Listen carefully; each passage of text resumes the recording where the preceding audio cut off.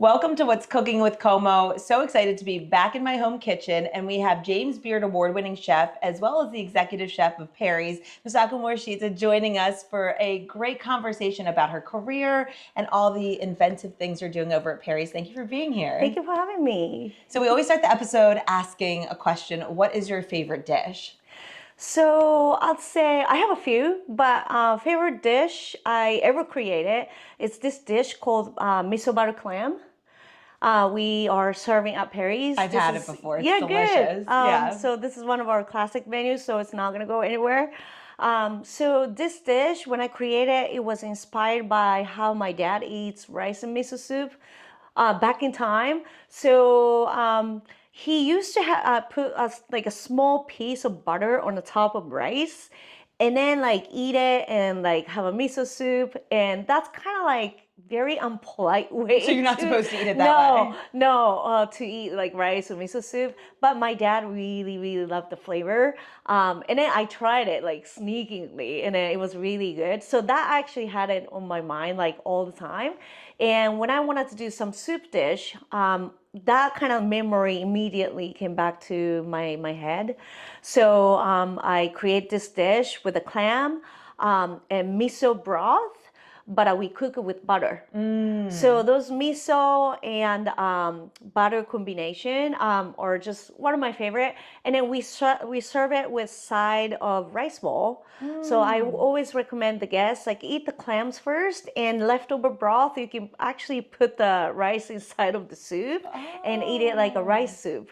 So that's kind of like exactly the way my dad enjoyed eating miso soup and rice. So yeah, that's I say like my favorite dish I ever created. Oh, that's such a fun way to honor your dad and also have something delicious and super personal on the menu. Yeah, absolutely. And one of my favorite dishes, when anybody ever asks me, Erin, you eat out all the time, what do you love?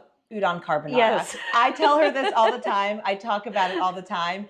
It's incredible. Thank you. How did you come up with that dish? Because it's such a play on the Italian classic of carbonara, mixed in with such a delicious Japanese twist. So I like to do some fun, playful Japanese comfort food, like little twist with a little twist. So that dish is really like represent the chef, you know, as a chef who I am right now. So I wanted to do some noodle dish. So when I thought about noodle, you know, usually it's pasta, you know, those things. But like since we are Japanese, right, I wanted to use a Japanese noodle. So that was the like specific noodle I get from a region called Sanuki region. Yeah. It's very known for very chewy and thick noodle. And then the sauce, I think when I first put it on the menu, it was around winter time. Right. So I wanted to have like some creamy, like a little, you know, rich flavored sauce. Yes. So I'm like, oh, okay, let me just try carbonara. Because we have a lot of Italian restaurants in Japan. I love pasta, and then carbonara is one of my favorite. So when I thought about it, it's just like, what if I combine that chewy noodle with that rich, like creamy sauce? It is incredible with the egg yolk in the center and the crunch. It's just so perfect. I dream about it. It's one of my favorite pasta dishes. Thank you. And it's so unique from anything I've ever had. Yeah. And then I have a secret ingredients actually in there. It's powdered kombu tea. Ooh. Yeah, so it's a tea, powdered tea we actually drink in Japan. It's a savory tea made with seaweed, dried and powdered seaweed. What we do is we just pour the hot water and mix it in and drink it. So that is actually mixed into the sauce for a little umami and richness. So you don't really taste any seaweed, of course. Right. But like that actually takes like such a huge part of that dish. It definitely brings up a lot of a little unique, funky, but rich umami flavor to it. It is So good. Thank you. I dream about it. I talk about it. The food that you're serving over at Perry's, you do a seasonal menu as well. Yes. So you're able to change things and get something new and fresh anytime you come in there. Yes, but the one of the biggest challenge for at Perry's is very casual restaurant. Yes. So there's a we can't really afford to buy any like luxury ingredients. So I kind of have to use my brain the fullest to make sure, even though without using those like luxury ingredients, to make sure all the flavor is there and delicious. So that's actually one of my biggest challenges at Perry's. So for kitchen food, if I put something over $30, we cannot sell. Yeah, Really? it's very hard to sell because the Interesting. clientele of the restaurant is not that type of clientele. So I had to make sure all my dishes are under $30. Except something like, events, like, Right. If you have a tasting dinner or a collaboration event. Those dinners, I go full out. I get like Japanese, like A5 Wagyu, those Oh, the things. best. That I have to charge like a little bit more than $30, of course. Absolutely. Yeah. And that's worth paying for sure. Yeah. Yes. Yeah. But the regular service, we don't actually have a luxury to do it. So I think for me, the biggest thing right now is the sauces. Yeah. Because if I make a delicious sauce, even though ingredients is not like everything coming from Japan, not like that, I can make sure that the flavor of entire dish is delicious. And the food is delicious. And you were noticed by James Beard, 2024 Emerging Chef of the Year. Having switched to becoming a chef later in life, that must have been such an incredible milestone. Yeah, I still can't believe like all the recognition and honors. Like I'm very grateful, but yeah, it was a challenging journey for sure. I've only been cooking full time for about 4 years. So yeah, I kind of have to figure it out. I never have experience working in American restaurant kitchen. I was doing pop-up and then I became, I got a job as a chef and now I'm executive chef at Perry's. But going through those each step, I kind of have to figure it out by myself. Because you never officially went to culinary school. No. You're self-taught. Right. And then also my mom and my grandma, because my family has a little bar and restaurant in Kobe, Japan for close to 100 years. Oh, close to 100 years? Yeah. That's a big deal. Yeah. It's a really tiny like neighborhood spot. Like it's only like 12 seats or so. But you got to learn the business as a child being there. Yes. So, and then the first floor is the bar restaurant and we live second and third floor. So it's all connected. Yeah. Yeah. I come home to the restaurant and then I have to help them out, like whatever they need a hand. That was my life. And that must be really special growing up that way. Food had such an important impact on your life. Yes. It's the way your family showed love. Yes. It's the way they paid the bills. It was everything. Yeah, it was just everything. It was just like my life. And then my mom still cooks there. She's a chef. And then 100% everything like I do now is inspired by her and of course my dad. She didn't like me helping her in the kitchen actually. Really? Because she's a great chef and she always said that to me. She's like, you slow me down. So I was able to do only a few small things for her. Right. But biggest thing I learned from her and my grandma is the flavor. Right. So my tongue remembers all the flavors she created. So I think that's my biggest strength as a chef. To now too, I can kind of figure out like if we make something, if I feel like if I'm missing something, I can kind of like immediately recognize, okay, this gram of this ingredients. This much of like adding this and that, like I have can like an expert palate. Yeah, I can kind of like figure it out. So I think that's the best thing I got from my mom and my grandma. And I'm sure watching them cook and have that restaurant that's been in the family for 100 years motivated you to come back home, but over here in the States. Yeah. But my family were really against me going to this career. They were. Yeah, because they know how hard it Right. was. We had this huge earthquake called Hanshin Awaji earthquake in 1995. So we've been doing this business for a very long time, but after the earthquake, we struggled a lot. Like my parents really, really struggled. So they always keep telling me, you should just work for the company who who can give you steady paycheck every 2 weeks. Right. So they're kind of like pushing me that. But I guess cooking and those hospitality industry is in my in my blood. So Yes. yeah, I'm here. And now you get to be the executive chef of one of the best restaurants in DC, which is exciting. But you actually came to the United States to be a dancer for the NFL. Yeah. And this is my favorite part of your journey because you actually met someone over in Japan that led you on this journey over here. Yeah. So I came to Washington, D.C. to try out for Washington Commanders cheerleading squad because former director of the team, she used to teach dance classes in Japan during the summertime. So I've been attending her class like year after year. And that kind of like gave me idea, like if I wanted to try out, I want to try out her team. Right. So that's how I ended up in DC. It was 2013. I came and try out just to make memories. And then for some reason, I still don't know why I made the team. So, well, obviously you're a great dancer.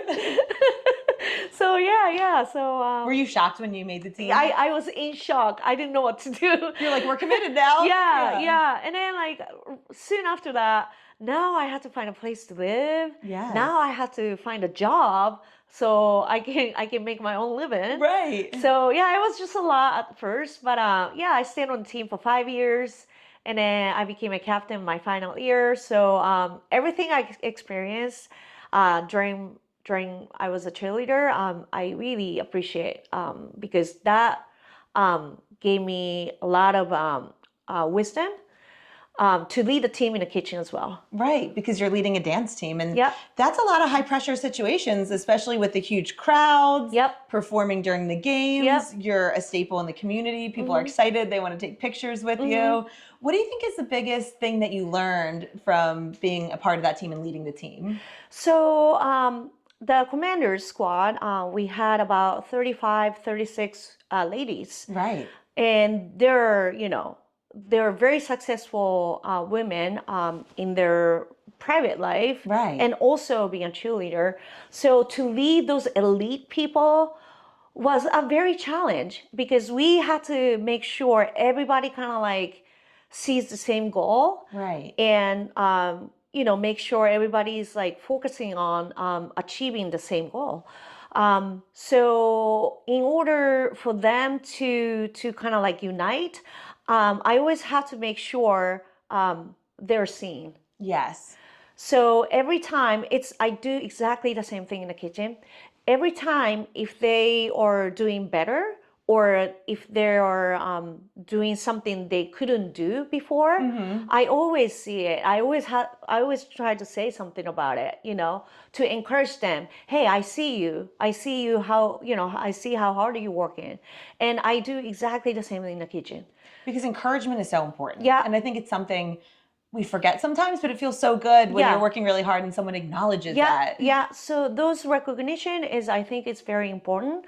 And then also, I'm the chef. I have to kind of like, lead the team. Yeah. But I always try to think, it's not like, even though I'm a chef, it doesn't mean I'm a superior.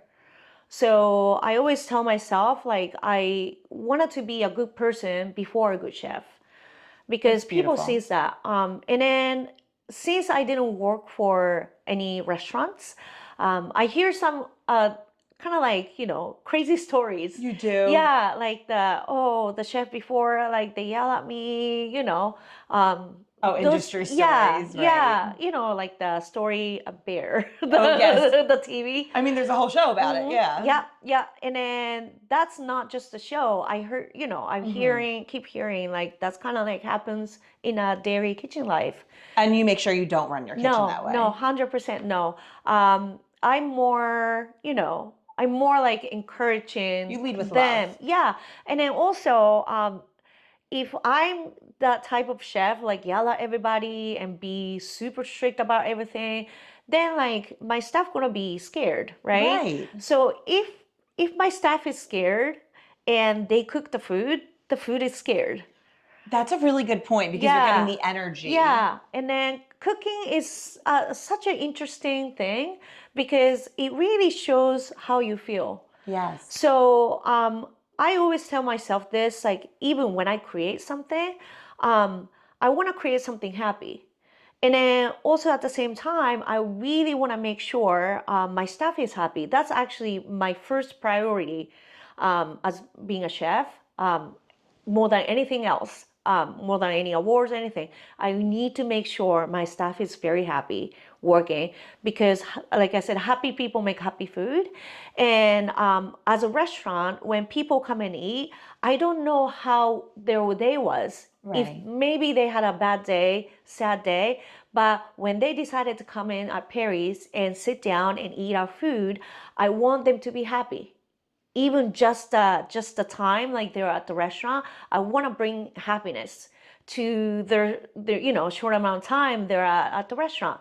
So in order to do that, I need to make sure my staff is happy. You can feel that when you walk in the door. Yeah. It's your manager, Devin. Amazing. Yes. The team is so good there. Yes, I love him. He's such a institution. Just a bright light when you walk in. Exactly. Yeah. And he's been with the Perry's for over 30 years. Oh, really? Yeah. I did not realize it was that long. Yeah. So he knows everybody. He has like a lot of regulars, but he really loves what I do in the kitchen, and he trusts me of me doing like the vision I have. Yes. So he's a big supporter of mine, and I always appreciate him. And you can feel that. And then you also started this Japanese breakfast service, which is something new and special. Yep.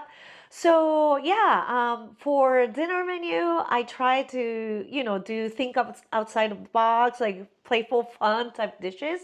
But for this breakfast, I kind of wanted to stay true to authentic Japanese breakfast. So yeah, actually the preparation for this service is myself and two Japanese moms Really? who works with me for the prep. And then service too, our three works for the service. So we can make sure everything authentic. And yeah, that's kind of what I wanted to like bring to DC because nobody does it. Yeah, so people can come to Perry's and have the breakfast service or go for even just some sushi. It's just such a great spot. Yep. So for you, when you look at everything you've accomplished from the James Beard Award to all the local accolades that you've gotten and being part of the Commanders team, does this feel like home now? Yes. So DC definitely is my home. And then I love the city. So when I first came here, I had no idea what is Washington, D.C., other than there's a White House and those things. You knew it for all the landmarks. Yeah, exactly. But now, D.C. hospitality community is such a nice, warm, tight community. Agreed. And I always appreciate like the support I get from each one of the chefs. And and then the diversity of the places. And the cuisine. Yes, you can get literally anything here. Absolutely. And then there's so many different cuisines I never tasted before I came to DC. So that also definitely affecting how I create and cook. What are some of your favorite dishes in DC? Ethiopian. Yes. It's so good. The tips. Yeah, so that's kind of like, that was so new to me. I never had Ethiopian cuisine. And also, I've noticed there's a lot of great Vietnamese food as well. Pho. Oh, yeah. Yeah, those are not really common in Japan. So that was new tastes over here. Yeah, and then also Latin American cuisine, Mexican, Guatemalan. So but every single the cuisines are just amazing. So on your off time, you do get to explore some other restaurants? Yeah, when I have a time. A little bit of time, yeah. I'm always working. So. Okay, so I know you don't have a lot of time to enjoy your personal life, but you do have a cat and dog at home. So you get to go home to Snuggles after a long night in the kitchen. Yeah, so they are my like therapy. Yes. So kitchen work could be a little intense, physically, Right. mentally. Even though when I'm very tired, I always like, have a time with them Right. to take them out, play ball with them, just snuggle, just smell them. Enjoy life with them. Yes, absolutely. And you like to cook at home too. Yeah. I really love cooking, so I'm cooking all the time. What do you like to cook at home? Is it different from what you're serving at Perry's, or is it similar?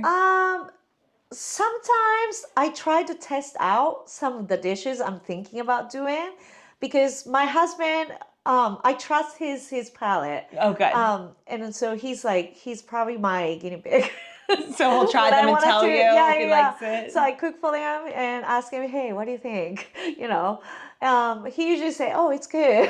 And So I he'll don't give you know the if good it's- feedback. Yeah. Or, just spaghetti. We have this beautiful Japanese clay pot. Oh, nice. So I cook rice in there. I do some like hot pot there. Like something like fun and cozy. That's What's what I a like to dream cook. date for you guys? Is it more staying in and cooking, or do you like to go out? So I think my dream date is probably stay at home. And watch anime Love this. on our couch with a cat and dog. See, now that is a good night, especially when it's so cold Yeah. in DC in the winter months. Nothing better. We'll get like takeout tacos and just sit and watch something on Netflix, like whatever it is. Oh, 100%. And just like make like microwave popcorn and stuff like that. Any specific kind of anime? So we watch a lot of different animes. So there's like a little app we can watch Japanese animes. There's so many. I like the show called Jujutsu Kaisen. Ooh. And there's a show called Freeland. There's a few more, but And you like to binge watch them whenever you get the time. Yeah, every weekend when I have a day off together with my husband, like that's what we do. Oh, that's a good way to relax, right? You get to just unwind and just kind of, because you're on your feet and you're working with people all day long, so you get to just kind of chill. Yep. And talk to me about traveling. Do you get to get home to Japan much? So I try to go visit my family once a year. And then also when I go visit my family, it's a great time to do research and development work too. So I get to go eat like a few spots. That really gives me inspiration for upcoming year. 1 year worth of inspiration. So what you want to bring back to DC flavor-wise? Yes. Flavor, ingredients, like ideas. Yeah, I always get those like inspiration when I'm back in Japan. I'm sure you get to try all the different food trends over there and see what they're serving. When you go home to see your mom now, is she happy to have you back in the kitchen or still no? She's really happy. Now, so my parents were really against me coming to this industry, but now, especially after James Beard, they kind of figured I'm doing okay. They're accepting. They think I'm doing okay. So now they're happy. And then my mom and I always exchange ideas. She messaged me, oh, hey, this is what I made today. And I reply back, hey, this is what I'm thinking of making this week. What do you think? So we have a really great conversation. Yep. Good. I'm glad that food can be the uniter. This is so great. And now that we're into the summer season here in DC, are you excited? Do you like cherry blossom season? How do you feel about all the tourists and visitors coming? Yeah, it's great for this DC food industry for sure. Right. For spring, I'm more excited about working with the new ingredients. Right. After the long winter is gone, now like I can start feeling, farmers start having more vegetables, and there's seasonal items that I like to use specifically in this like springtime. So yeah, it's like I just like start putting a lot of new dishes on the menu. So this is like very exciting time. Yeah, it's a good time. And we're out of the winter months where we're kind of hibernating, where people are out walking around, enjoying life a little bit. Well, I can't thank you enough for taking the time to come join me in my kitchen for this beautiful talk about your life and your transition from Japan to DC. And I just see such big, exciting things for your future. Thank you so much. Thank you.